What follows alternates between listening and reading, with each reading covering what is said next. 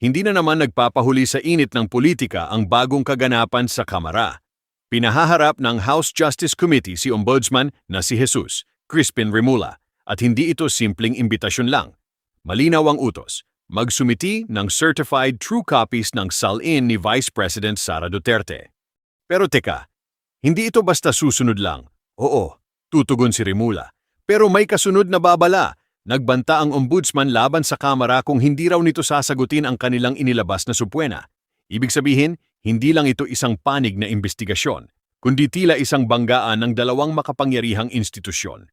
Ano ang ipinapakita nito? Hindi lang simpleng usapin ng SAL in transparency. Ito ay posibleng labanan ng kapangyarihan, pagsubok sa checks and balances, at maaaring may mas malalim pang politikal na tensyon sa likod.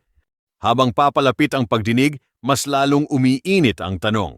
May itinatago ba o ginagamit lang ba ito bilang political pressure?